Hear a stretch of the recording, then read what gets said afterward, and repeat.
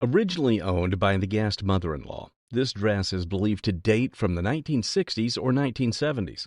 A creation by Paco Rabanne, the dress reflects the era's fascination with futuristic materials. Made in France at the end of the 1960s, the dress features aluminum squares linked together with small chains. The design is a hallmark of Paco Rabanne's innovative approach to fashion, inspired by the space age. Fabrics and textiles and metals to incorporate into the clothing design. Aluminum squares, some adorned with decorative dots, create a striking, lightweight design that is both revealing and avant-garde.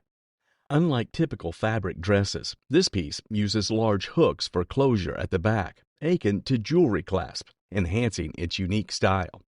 Its standout design and historical significance make it a remarkable example of 1960s fashion. In excellent condition, the dress is highly sought after, with a retail value estimated between. And I would put a retail value on this dress of $12,000 to $15,000. Okay. It's just fabulous. Wow. Wow, it is fabulous. I wish it fit me. Highlighted today is an outstanding photograph of great significance. The Gast received this family heirloom with historical importance from her mother.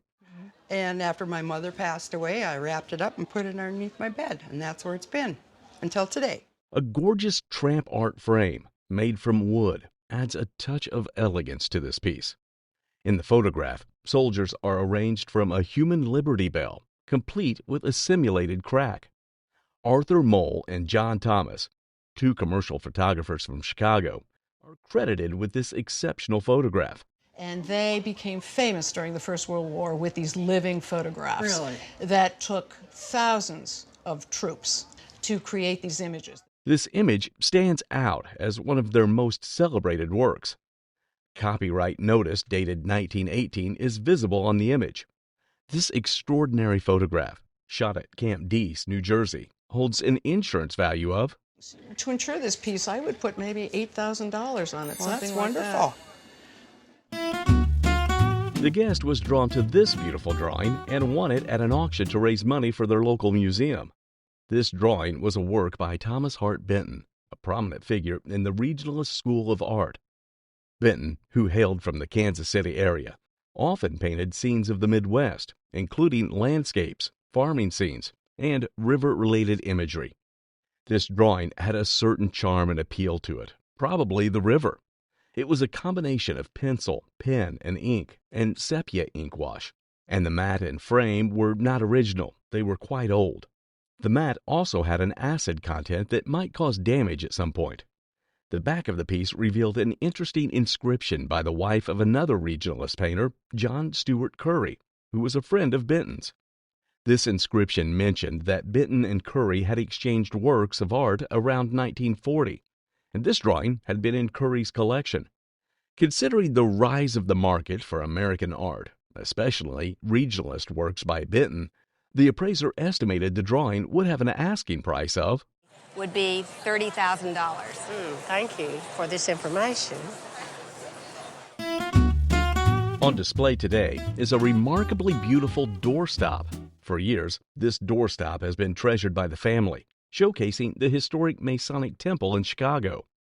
The doorstop highlights the artistic talent and technical skill of Burnham and Root, who designed the iconic Masonic Temple in 1892. Burnham and Root were a renowned architectural firm based in Chicago, founded by Daniel Burnham and John Root in 1873. They were a leading force in the development of the Chicago School of Architecture and designed many iconic buildings, including the Masonic Temple Building, the World's Columbian Exposition, the Reliance Building, and the Rookery Building. Brass is the sole material used in the construction of this doorstop. Unlike most pieces of this type, which were typically made of cast iron, this one's material sparked initial questions about its worth. Given its pristine state, this item would likely fetch an auction value of. A brass example of this bank sold for $1,800. Really? That's absolutely amazing. Don't use it as a doorstop. On her way to the grocery store, she stopped at an auction and won after spotting something on the linens table. She paid $100 for it. The rug features vibrant, distinct Navajo geometric patterns. The bold red, black, and white design reflects Navajo symbolism. A unique artifact reveals its cultural craftsmanship. Navajos, it's an upright loom. This Navajo women, they weave from the bottom up. When they stop, they tie it off, and it makes that line. And so that's diagnostic for a Navajo weaving. Oh, okay. This rug reflects the third phase Chief's blanket design, with horizontal bands and diamond motifs. It is a woman's wearing blanket design. The rug's balanced design mirrors the Navajo philosophy of harmony. The rug's cultural richness shone through, and the appraiser valued the item. What we're looking at is $2,500 to $3,500. Good. It's just a great size, and for the amount of money, it's a lot of bang for the art buck. This beautiful painting was gifted to the guest's husband, an art student, by his department chairman as a thoughtful housewarming present. It was a painting by Clifford Still, an American painter and one of the leading figures in the first generation of abstract expressionists. This painting depicted the Grand Coulee Dam during its construction in Washington State. It was created in 1937, during a time when Clifford was still producing figurative work. The painting was signed and dated Clifford 37, and there was an inscription on the back reading, "To my friends, the Whiffins," with Still's name and the date 41, marking when it was given to the original owners. The appraiser commented on the rudimentary nature of the painting's supports, but noted that it had held up well over the years. Clifford was ahead of his peers in terms of transitioning from figurative to abstract artwork, and this amazing painting was one of his finest works. Look at the work done here. Amazing. Simply wow. The guest had never had this painting appraised before and sought an appraisal for insurance purposes. Emphasizing the importance of the artist and the painting, the appraiser suggested insuring it for... I believe that this shouldn't be insured for anything less than $500,000. Really? Yeah. This is a 1957 Fender Stratocaster, an iconic electric guitar with its original case and amp. He bought this 1957 Fender Stratocaster in 1960 or 1961 and has enjoyed it ever since. Introduced in 1954, the Stratocaster is one of Fender's most iconic models, used by legends across all genres. The finish has a fascinating translucency to it. That makes me feel more like this is the blonde finish rather than Olympic white. Olympic white was a bit more opaque white finish. This you can see through a bit more. The serial number indicates it's from late 1957. This Stratocaster's white finish, maple neck, and contoured body highlight Fender's renowned craftsmanship. It has a maple neck and fingerboard, black dot inlays, and original decal, pickups, and whammy bar. The guitar, original case, and amplifier show it has been well preserved. Its classic charm and pristine condition captured attention. The appraiser valued the item $50,000 to $60,000. Oh, my word. Takes my breath. Woo-hoo! The guest brings a mysterious artifact to an appraiser, which she inherited from her uncle. Her uncle was an art expert who restored Hearst paintings and collected art. He purchased an artifact from Phoebe Hearst's collection of Indian items. The guest believes the artifact might be Native Alaskan, but the appraiser identifies it as a finial from a Tsimshian or Tlingit clan crest helmet. The helmet symbolized the wearer's status and lineages within its tribe. Its intricate carvings depict a fierce warrior, possibly an orca. Human hair once adorned the back of this artifact, creating movement when worn. It is much older, dating back to around 1830. The appraiser praises the artifact's exceptional craftsmanship and vibrant colors. The sculptural quality is superb. The colors are great, they're rich. The red reflects vital color of blood, of lifelines. It contains rare and valuable pigments like mercury vermilion and copper green. The appraiser estimates the artifact's value at a neighborhood of $30,000. Oh my God! but suggests a complete helmet could be worth up to We'd be in the neighborhood of perhaps of $150,000. I wasn't going to bring it because I had to have something to fit in my purse. Our guest received the showcased item as a gift from her godmother, who purchased it in Charleston, South Carolina. And then when she was older, she gave it to me so that I could enjoy it while I was young enough to entertain. This piece is an epergne, originally designed to be the centerpiece of a dessert. In service a la Francais, the people sat around the dinner table and they served themselves. It selected a piece of sugar candied fruit or some sort of delicacy from it. We can see fruit shapes cast into silver. As an English silverware piece, it is hallmarked with various marks, including the lion Passat. It also features the leopard's head crowned, signifying that it was made during the reign of King George III. King George III ruled Great Britain and Ireland from October 25, 1760, until his death in 1820. Additionally, the silver piece bears the maker's mark of Thomas Pitts.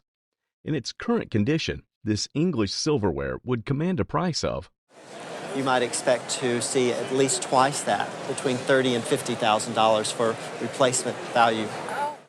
So, I guess that's a surprise. What we have here is a collection of posters that were inherited by the guest from her aunt.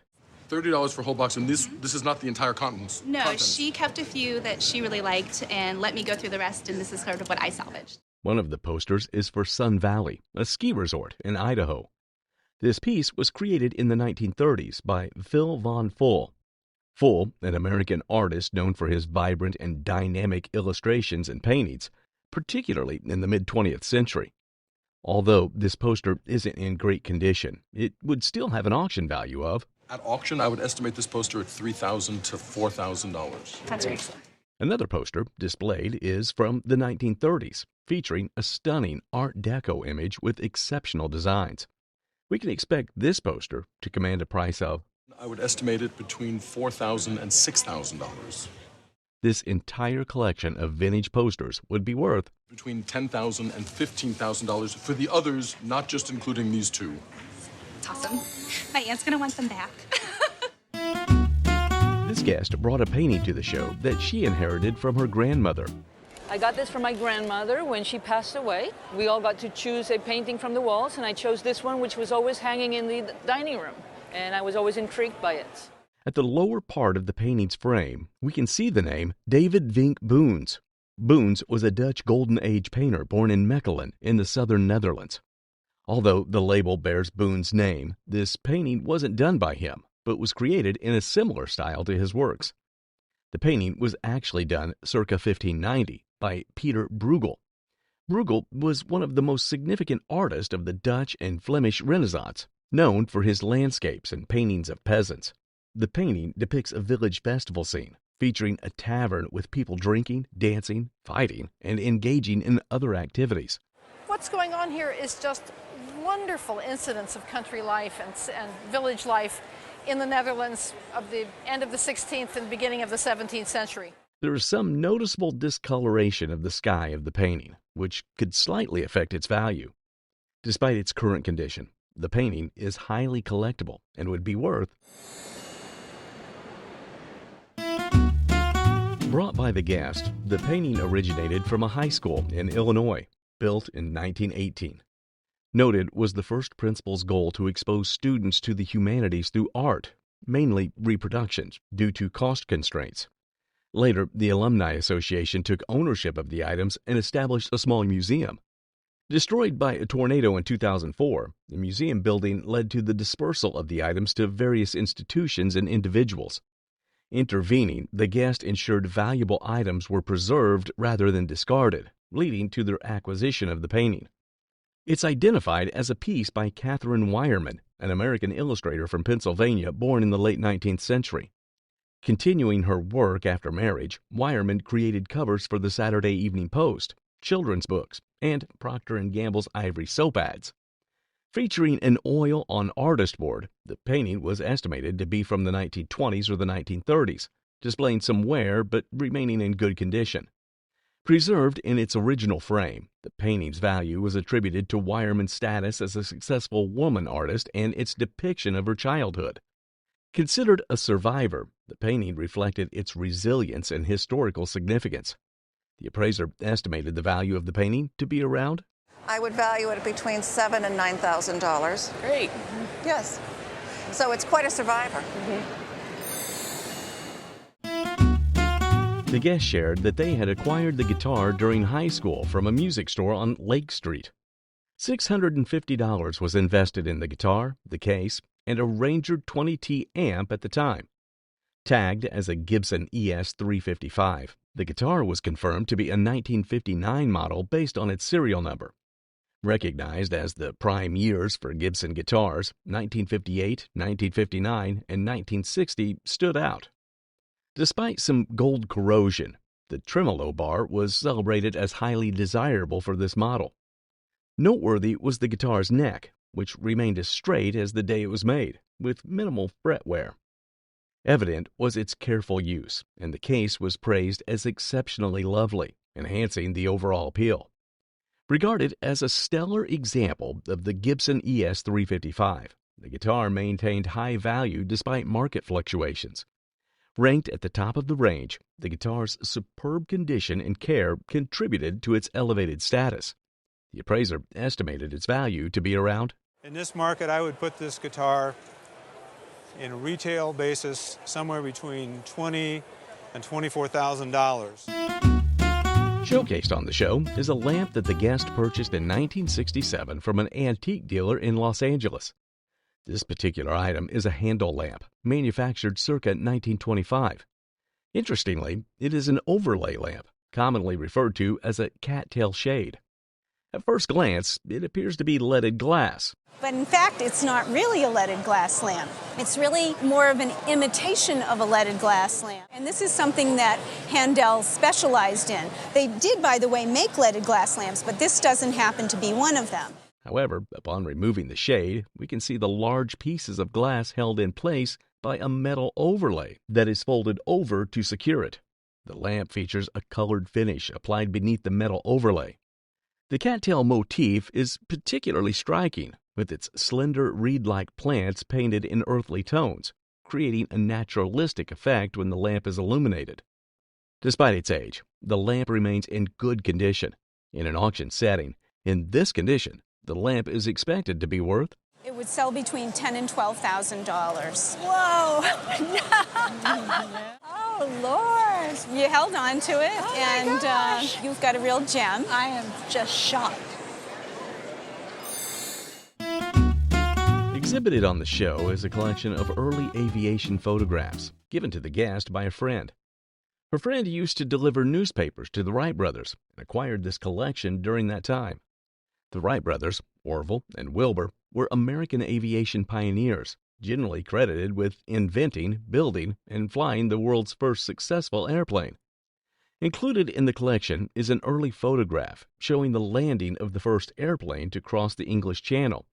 The plane that made the first crossing was transferred from the landing strip to Selfridge's department store in London, where it remained on display for a number of years. Another photograph displayed shows the Wright brothers' plane in the foreground, with another plane in the background.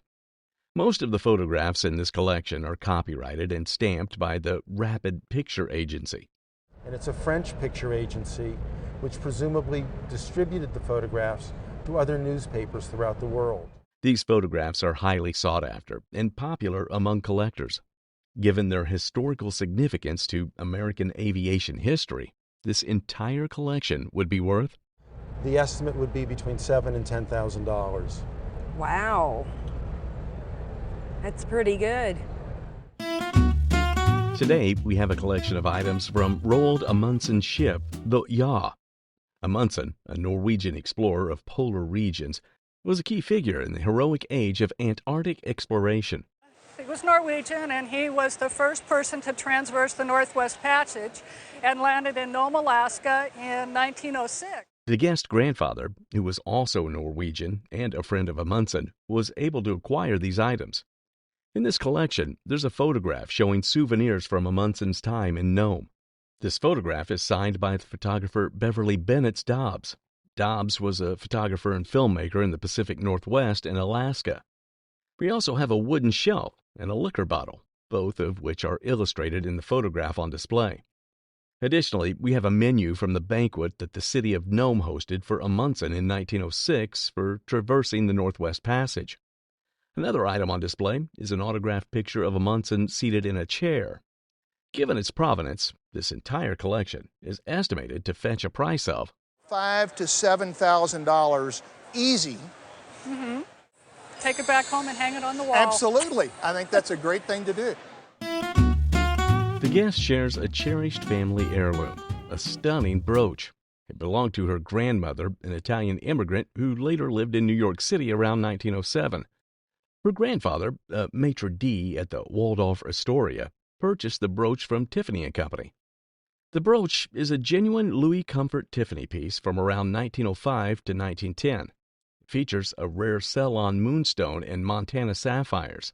The sapphires originated from an Indian mine, and that mine was owned by an English company.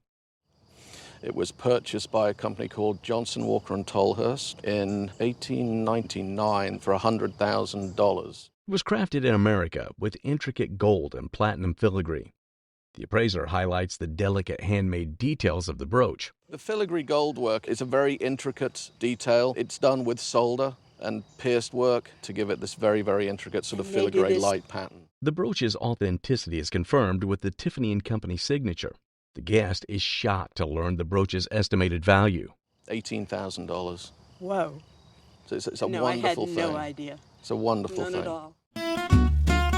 This guest's great-great-grandfather worked as a guard for the Overland Mail Company, and the gun on display is the one he used during that time. He then started working for the Overland Mail Company, both as a stagecoach guard and as a station master. That's, of course, the first stagecoach company out west. On the handle of the gun bears the brand mark of the Overland Mail Company. Cisco was the end of the route for the Overland Mail Company. So where they stamped it with their brand so that essentially probably nobody'd steal it. The gun was made in Birmingham, England, around the 1840s. Atop the barrel is inscribed with A.J. Plate, San Francisco, a renowned firearms dealer. At some point, A.J. Plate likely sold this firearm to the Overland Mail Company. While many similar guns are fakes, the unique characteristics of this one confirm its authenticity. This gun remains in pristine condition, with all its components still intact. Considering its provenance and physical condition, it's estimated to be worth that the gun would be worth at least $3,000 at auction, if not more. All right, thank you very much. There are many puzzling questions that come about whenever this item is seen. Originally belonging to and patented by a man called John Henry, who was a German sniper during the First World War. This 1920s fishing rod, with its size along with the 2 cases of stuffed fish, really is an unusual sight. Due to Henry's experience while fishing during World War I, he patented this unique fishing rod. He caught them at a place called Ypres, which was a flashpoint of the First World War. Also, as a match angler, he knew he had to be ahead of the curve. There's a screw thread for tensioning the rod. Even with the size of the rod, it's quite surprising how light it is. Gosh, well, immediately it's just incredibly light. Although the rod looks like iron, it's actually made of bamboo. And at auction, this unique-looking fishing rod would have a value of maybe £3,000 to £5,000. An intricately carved walrus ivory dagger was gifted by a homeless man in Charleston, South Carolina. Known as jambia, the dagger boasts a beautifully curved blade. Crafted during the mid-19th century, it dates back to the Qajar dynasty in Persia, now present-day Iran. This was made in Persia, present-day Iran, and it was made in the mid-19th century, circa 1850. It was made in the Qajar dynasty. This period saw the emergence of human figurines in art, breaking from traditional Islamic prohibitions. Featuring a finely carved walrus ivory grip, the dagger uses a material with fewer restrictions than elephant ivory. It also retains its original wooden scabbard covered in leather, a rarity that adds to its value. Given decorative features, it seems the dagger was intended for ceremonial use rather than as a practical weapon. With the scabbard significantly boosting its value, at auction, the dagger could fetch between At auction, it would probably make somewhere between $5,000 to $7,000. $5,000 to $7,000. Initially stored in a closet, the painting was rediscovered after a 7.1 earthquake on the Kenai Peninsula. The Kenai Peninsula had a 7.1 earthquake. Wow. And we had a set of moose horns. After the earthquake, the family replaced the moose horns above their bed with the painting. Unaware of its significance, the family later noticed the Ross 79 signature on the canvas. Oil on canvas, the painting was created using the wet-on-wet technique, allowing for quick completion. This style was popularized by Bob Ross on his television show, The Joy of Painting. Bob Ross encouraged viewers to enjoy painting without fear of mistakes, adding happy trees or happy clouds. Ross painted over 30,000 pieces, with post-1983 works owned by his company and earlier ones rarely seen in the lower 48 states. The painting was appraised in good condition with a conservative auction estimate of, I would give an auction estimate for this painting of $15,000 to $20,000. Wow. That is amazing. An 18th century Boston leather chair showcases Boston's historic furniture production. It showcases its original black paint, adding a touch of historical authenticity. Crafted from maple, the chair reflects the craftsmanship of its era. Highlighting its classic design, the chair showcases a William and Mary turned vase and block base. However, its distinctive feet have been cut off, altering its original design. Complementing this is a double baluster and a Baroque-style stretcher, adding intricate detailing. Once upholstered in leather, the chair's seat now sits bare. Boston chair, in its current condition, is worth approximately, it would be worth about $15,000. This chair is worth about $1,500. A basket acquired from an antique shop for $40 about 20 years ago is a piece crafted by the Apache Indians in Arizona. Renowned for their basketry, the Apache used willows and devil's claws to create coil baskets. Known as an Oya, it features 3 colors and red decorations, a rare design element. They are well known for their artistry with basketry. They make coil baskets out of willow and devil's claw, which is native to the area. This basket also includes zoomorphic and humanistic figures, typical of Apache artistry. Dating back to around 1900, the basket was likely used for grain storage. This was during a time when both tourists and the Apache people themselves utilized such items. Though aged over time, the basket still stands strong. Its conservative estimated value is approximately, its current value in a conservative realm would be about $4,000. Okay, wonderful, wonderful. A book of letters, collected primarily by the guest from his mother, holds profound significance. 2 years before being taken away to a camp, the letters were written by the mother. After that, no further contact was ever made with the original family. Upon discovering and reading the letters, the daughter experienced a powerful emotional connection. It felt as though she was meeting her grandmother for the first time. One letter, in particular, poignantly expresses a mother's love and concern for her child. A heartfelt blend of love and encouragement is conveyed in the message, despite the circumstances. Just for 2 years I received these letters until they were themselves taken away to camp, and I never saw anybody from my original family again. Heartfelt and personal, these letters provide a touching glimpse into a family's past, capturing the enduring bond. German soldiers, likely made in Germany from a base metal alloy, exhibit incredible detail both in their castings and paint. These items, similar to others produced between 1900 and 1910, were crafted as little tchotchkes for shelf display. They are often amusing with their nodding heads in constant motion. Known as bobbleheads or nodders, they were crafted with molds by manufacturers and painted by village artisans. The guests speculated the items came from an ancestor or were acquired in Cincinnati's German community. Depicting figurines drinking and walking around with violins, these pieces sport typical German hats and exhibit remarkable detail. Though exact valuation is challenging due to a few comparables, they are highly coveted by collectors.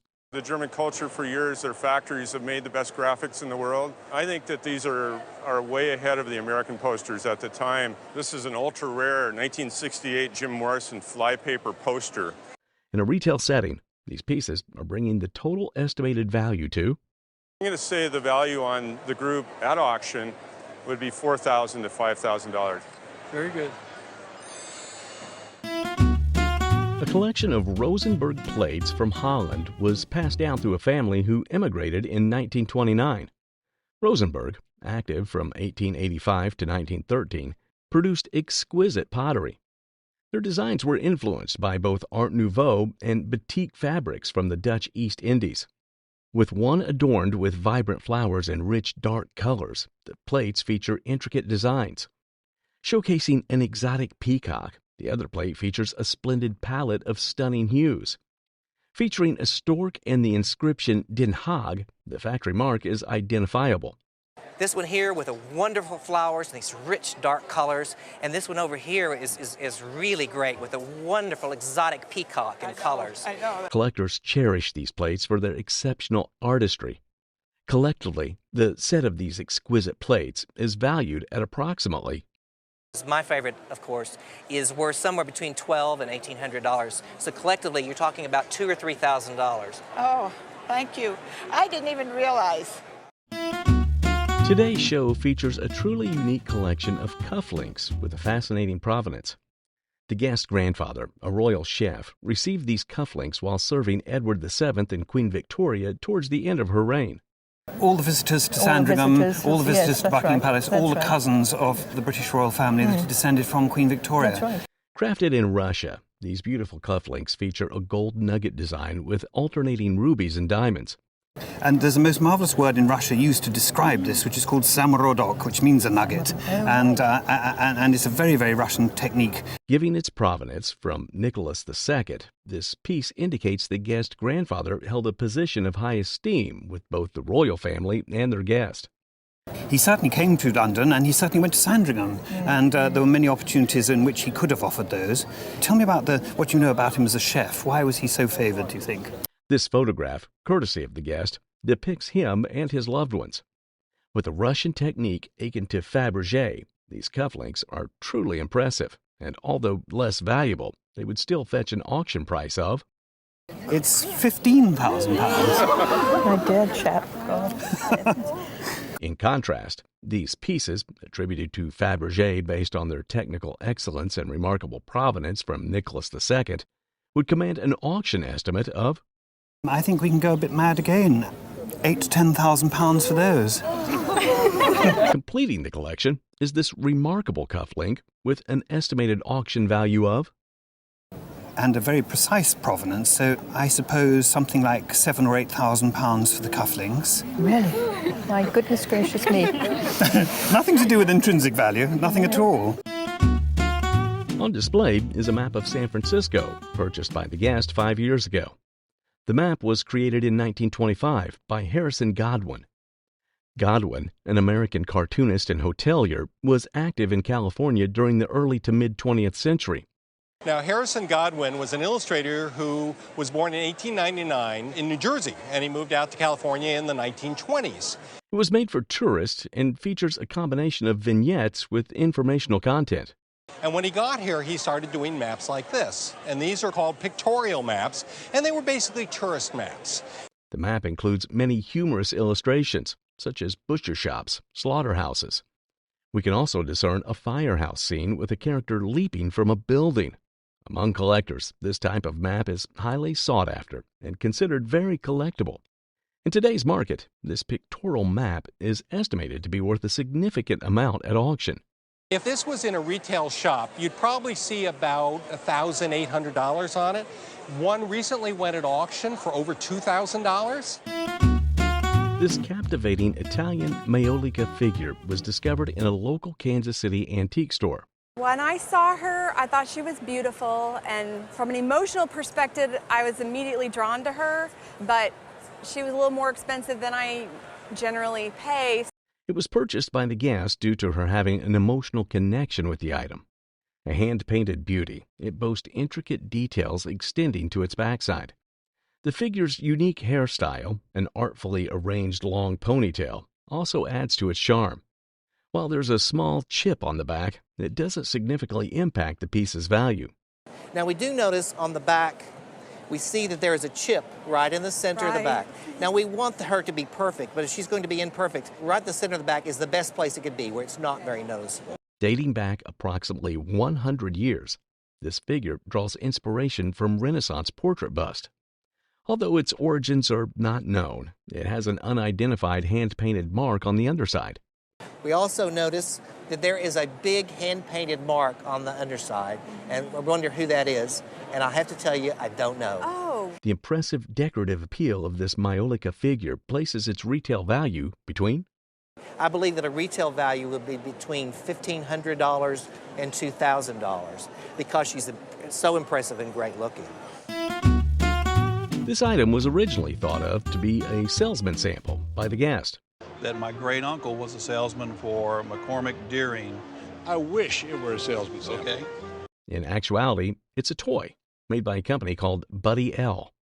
Buddy L were a great maker of pressed steel toys, and they made this piece in the 1920s. The toy was made for McCormick Deering.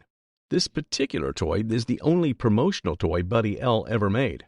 It was called the Red Baby, a sort of nickname that stuck to it. As the only promotional toy ever made by Buddy L, it's extremely rare to see one of these pieces on the market. Okay. But that is the only promotional toy that Buddy L ever made. It's what they call the Red Baby. That was sort of the nickname. You don't see very many of them that haven't been touched up or fixed up. In an auction, in its present condition, this one-of-a-kind type of toy would go for, and maybe a little worse, went for $1,800. How many? $1,800. All right. Very good. Toilet sets are rarely seen on the show. Never do toilet sets on the show. They were made to be used and abused. It was made by the Roseville Pottery Company. However, this toilet set that was made by the Roseville Pottery Company came on board today. They were created around 1915. This set actually marked a shift in Roseville's production methods. It was a move from hand-decorated to production wear. People often used and abused toilet sets regularly. However, this set is still in pristine condition. What could possibly be the value of this set in today's market? This guest brought an autographed team basketball onto the show. He acquired the piece in a raffle at a party at Northwestern University in 1984. The Chicago Bulls team from 1984 used this ball, and it is autographed by several of the team members. A notable signature on the ball is Michael Jordan's. Jordan is an American businessman and former professional basketball player. It's interesting to note that this basketball was used during Jordan's rookie years, when he and his teammates were not yet widely recognized. And that speaks to the rarity of the item, a team ball with Jordan, rookie year. In 1984, they weren't very good. They won 38 games, made the playoffs, were exited the first round. Physically, the ball is in pristine condition, which further enhances its value. Given that the ball bears an authentic Michael Jordan signature, it's estimated to be worth An insurance value on this of $3,000 would be appropriate. Really? Absolutely. Wow. About 10 years ago, the guest purchased this showcased footed egg in an online auction. I purchased it, and I think I got 2 more with it. I spoke to my son, and he said he got 2 of them, so there was 3 of them. Oh, okay. The egg is crafted from sterling silver with 18-karat yellow gold accents and features a foliate concentric design around its edges. It also has a seamless hinge running along the entire width of the piece. At the bottom of the egg, the maker's mark, Cartier, is clearly visible. The piece was made in 1977 and is item number 8 in a limited edition series of 25. Opening the egg reveals a delightful scene featuring an enameled frog. So not only do we have the frog's foot, the signature on the base, but also on the lip with the insignia. So we have Cartier. Surrounded by flowers with amethyst carved in Eider Oberstein, Germany. Remarkably, the silver egg still remains in a pristine condition.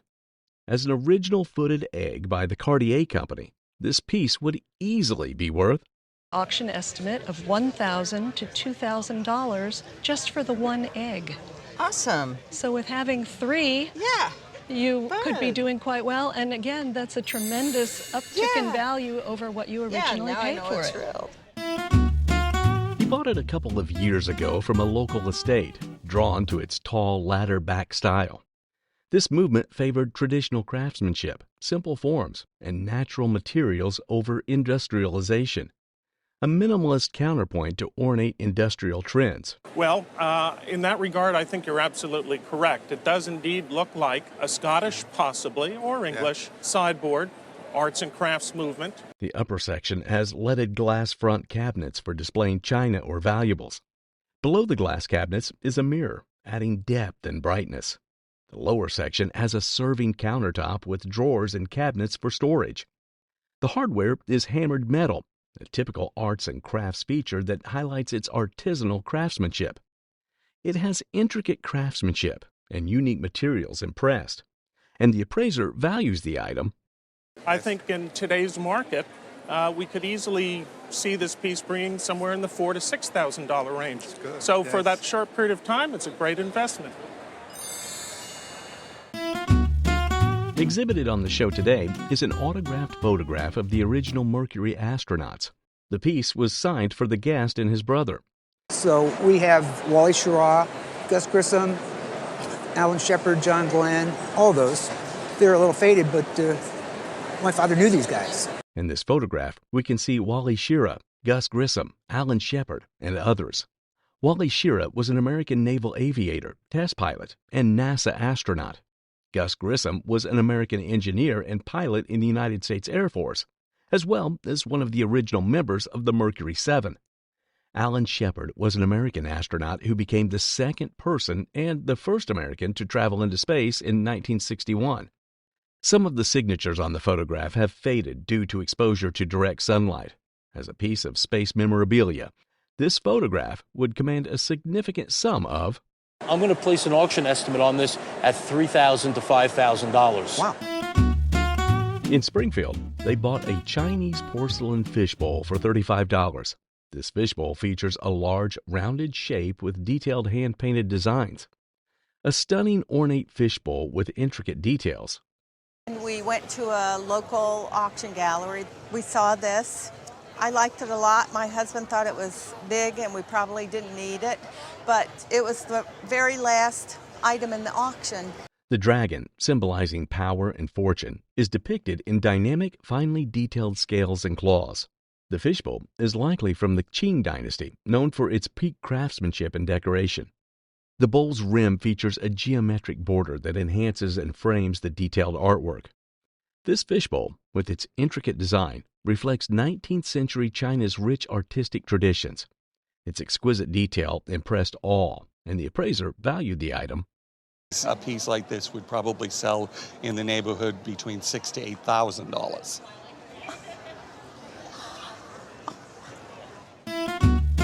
This is the model 1840 U.S. Medical Officer's Sword. On the sword's crossguard, we can see the initials MS for medical service. The etched blade also features USMS, which stands for the United States Medical Service. The sword still retains its original scabbard and grip. The pommel is a rounded cap adorned with patriotic symbols. This sword was used by the United States medical officers during the American Civil War. Condition-wise, this piece remains pristine, with all its components still intact. Given the historical significance of this sword to the American Civil War, it's estimated to be worth...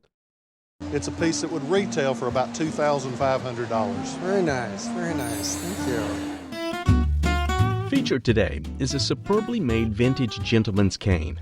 The guest great-uncle stumbled upon this fantastic find at the 1904 World's Fair in St. Louis, Missouri, held in celebration of the Louisiana Purchase. This piece has a much earlier provenance, dating from approximately 1790 to 1820. And I say that because of the way it's constructed. If you look at this hole here that goes through on both sides, that's for a wrist strap. The presence of a lengthy ferrule intended to guard against mud indicates a time prior to paved roads. One of the most striking aspects of this cane is its ornate silver inlays. What is really interesting to me about this cane are these silver inlays. And they're all over it, including up here on the head of this great eagle. The style of these inlays is similar to those found on traditional long rifles, typically crafted by skilled gunsmiths. Luxurious materials adorn this piece, with the eagle's beak fashioned from walrus ivory and the ferrule constructed from bone. As a masterpiece of its time, this cane would be highly prized by collectors and fetch a considerable auction value of, I would think that at an auction today, this cane might bring $2,500 to $3,500. Oh, that's great. This displayed painting was created by William Keith. Keith was a Scottish-American painter renowned for his California landscapes.